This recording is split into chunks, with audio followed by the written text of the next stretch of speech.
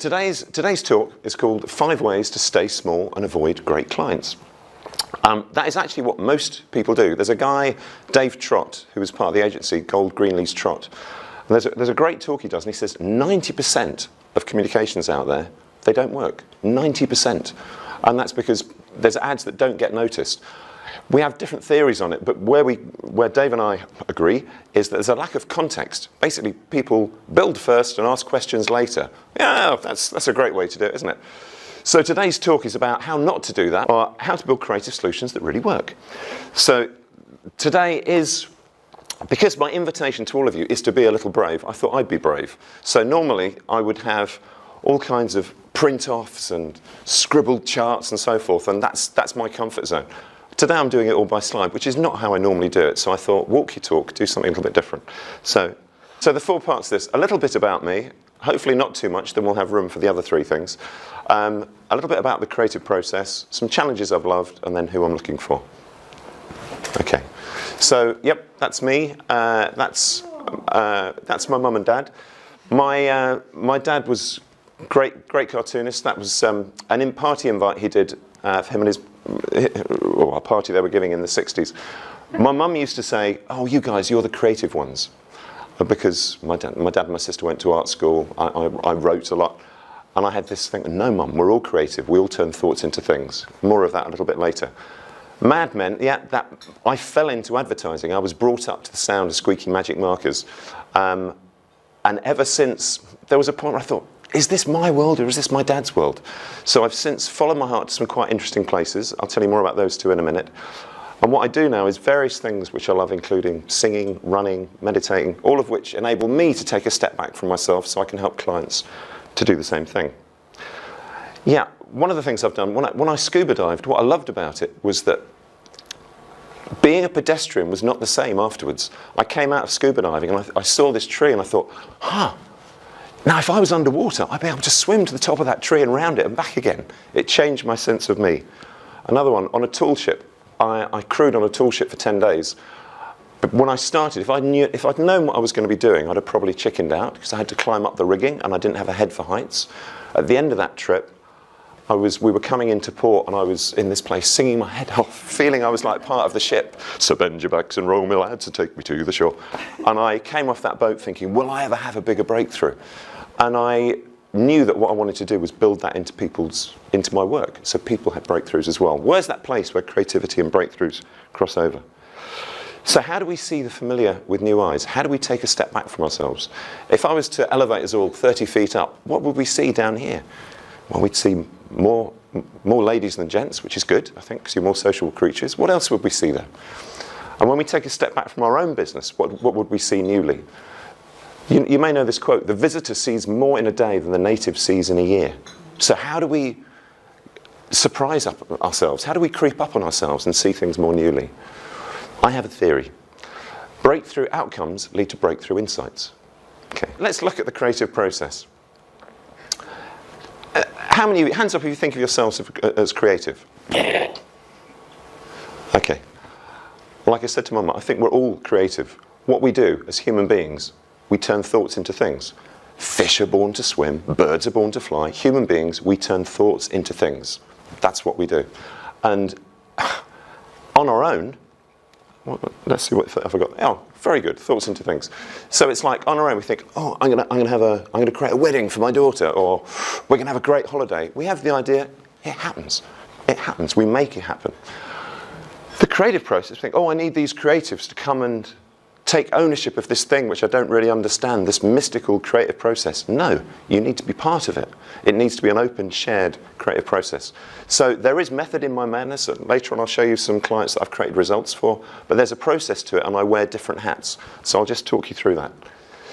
But before I do, 2 kinds of solution, those that work and those that don't. I mentioned Dave Trott earlier, talking about how 90% don't, because as I see it, the 2 paths, either we're dancing in the dark, we're playing guessing games and it's a painful process, or we get clear and inspired before we start and it works. So what I want to share with you is how do we do that? How do we get clear and inspired before we work? So rather than, oh, so you threw that one in, did you? Okay. Creativity is like cooking. You could have the best chef in the world, But if they're cooking with stale ingredients, it's going to be shit. So where does the fresh stuff come from? We need that fresh stuff before we start. At one level, a branding exercise, a campaign or a website project, it's no different from a face-to-face presentation. You need to be clear and inspired before you start building. It's kind of obvious when you think about it. People, no, let's just build the thing. Come on, let's not faff about with all this strategic stuff and discovery stuff. We don't need that. Let's just, look, time is pressing on. Let's build the thing. Okay. So the 4 stages of a scalable creative process that really works. Whether someone wants a name to go on a t-shirt or they want a big complex multimedia solution, it works. It cuts across the whole thing. 4 stages. So these are the 4 different hats I wear. Number 1, strategy, get clear. Don't ask me to design a bridge. Tell me you want to cross the river. People think they know what they need, but they don't always. Number 2, get inspired. What if your clients won't be inspired until you are? They won't be. They won't be. Conceptual, get creating. How can you use what you have to create what you need? What you need, you don't need a website. You need these people to be thinking this so they do that. That's what you need. You need an outcome. What you have, those are the assets that we go digging for in the discovery section. So how can you use what you have to create what you need? That's the conceptual part. Get creating. Build and you get results. So I've done a number of projects for St Paul's Cathedral. The last one was to turn walkaways into walk-ins. This was from our client at St Paul's. There's been a marked increase in both footfall and ticket sales that we can attribute directly to this campaign. He said lots of other more gushy, lovely things, but that's the one that's relevant here. Part 3, creative challenges I've loved. Creative stuff that really worked. How am I doing for time? Move on, Jonathan. Speed it up. Okay, thank you. Creative challenges I've loved. Branding, campaigns, websites. In each case, the start point, when I'm working with a great designer, Alina, who I haven't worked with yet, but I will, or with Paul, what's the problem we're trying to solve? Has anyone here seen Apollo 13? Yeah. That movie? It's like, how do we do this? These guys, they're about to die. What is it we have to play with? And they empty all the contents onto the table. And they make a round thing fit a square thing. Okay, what's the problem? We need to make the round thing fit the square. Until you're clear on what the problem is, and Mark, you've said some great things about the way you focus on pinpointing where the problem is. You're not going to solve it. So what is the problem? So who knows what comes up next? Should we take a look, boys and girls? Okay. Branding. Okay. Okay, my first ever, your first networking meeting today, my first ever was on Cape Cod, and there was a client there. I did my pop-up jack-in-a-box thing, and the next day they called me up. We think we need your help. Why? What is it? Our name. What's your name? Lower Cape, Canvas and Sail. Jesus Christ, I'll come right round. You know, I mean, it was not a good name. So I sat with them, talked to them. One of the things they did, they did hoods for boats that fitted beautifully, like the poppers didn't stretch the hood. They went on, they fitted beautifully. The other thing they did was upholstery for like 200-foot schooners. So I was trying to pull this story together, and I touched on I used the word tailor-made, and they both went, sorry, what's going on here? No, it's just that Dan here used to be a tailor in Poland. Okay, and his father was also a tailor in Poland. No way. And his grandfather, okay. So I went away, came up with the name Ocean Tailors. And then I sat with the designer. I said, how do we bring this to life? Maybe there's a way to bring these two worlds together. Maybe the needle is a mast. And what she came up with was this, Ocean Tailors. So that's branding. Then we start looking at, so I love working, Dad went to art school, sister went to art school. I work very visually with clients. What I'm not going to show you today is some of the visual tools I use. So we start thinking about things visually, taking a step back from things. Campaign, Mirka, a sander that sucked. The problem with this product, it was too revolutionary.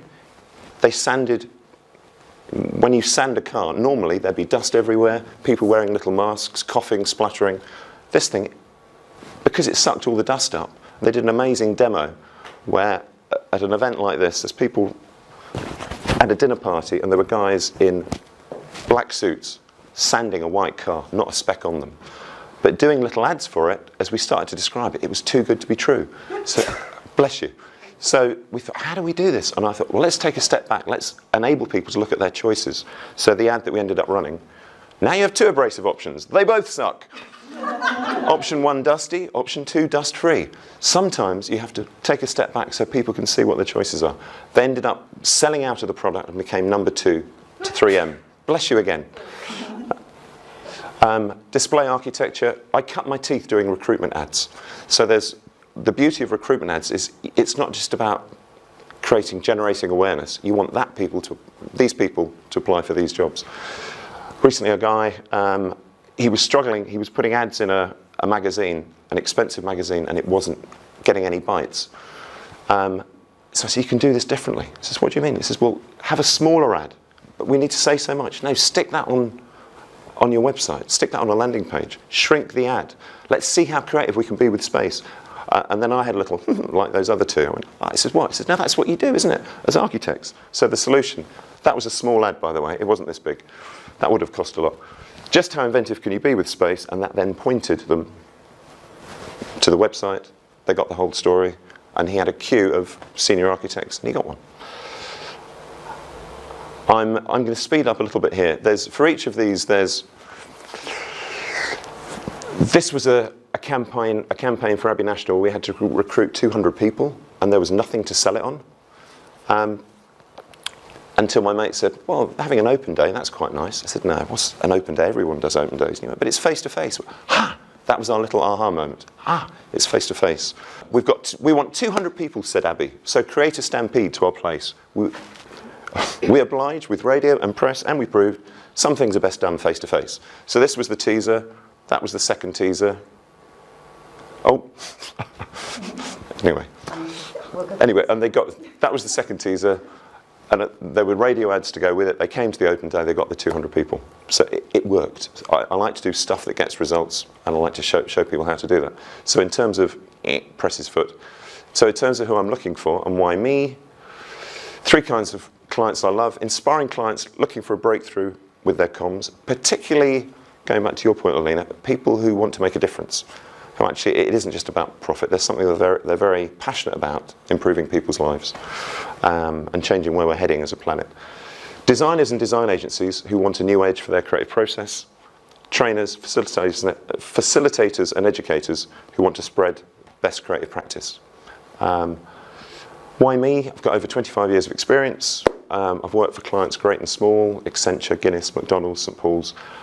And that theory about give a man a fish and he eats for a day, teach a man to fish, it's very sexist, isn't it? Teach someone to fish and they eat for a year.